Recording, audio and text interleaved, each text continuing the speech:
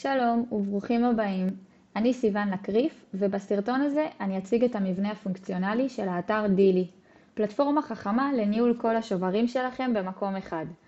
נעבור יחד על הדפים באתר ואנחנו נבין איך כל אחד מהם תורם לפעולה השוטפת של המערכת. נתחיל עם דף הבית של האתר. כאן המשתמש נחשף לדילי לראשונה. הדף כולל תפריט ניווט, כמו שאתם יכולים לראות כאן, הצגת השירותים העיקריים של דילי, סרטון קצר שממחיש את המיזם, גישה לעמוד ההרשמה וההתחברות ועוד. נעבור לדפי ההרשמה וההתחברות. פה בעצם משתמש יכול להירשם, לאחר מכן זה שולח אותו לדף ההתחברות, מתחבר, זה מציג אותי, מראה אותי פה, ובעצם אם אני מתנתקת זה מראה לי איזושהי הודעה כזאת של ההתנתקות.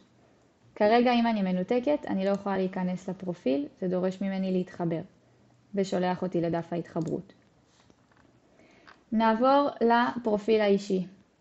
כאן בעצם הדף הזה זה לב החוויה האישית של המשתמש. מה שאני יכולה לראות כאן זה בעצם השוברים שלי, האופציה האם אני רוצה למכור את השובר או לא. כמו שניתן לראות כאן אני מוכרת את השובר וכאן החלטתי שאני לא רוצה למכור את השוברים. אפשר לראות את הקוד של השובר בשביל מימוש בבית העסק. וכאן אני יכולה להעלות שובר. אני אעלה לדוגמה שובר מספר 7. התווסף.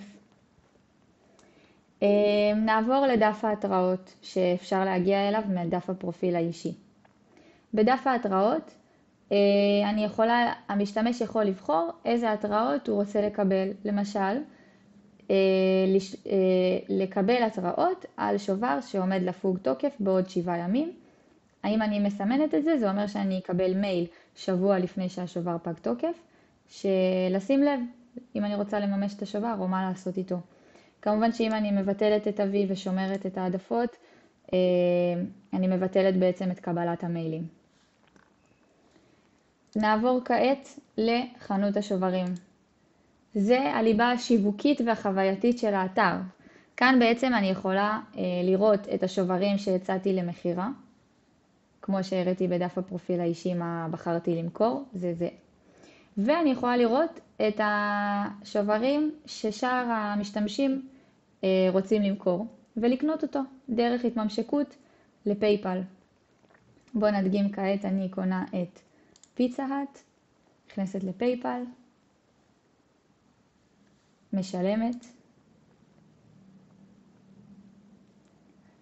וכעת אני מקבלת התראה, הרכישה הצליחה והשובר עבר לבעלותך. אפשר לראות כאן את פיצה האט. זהו.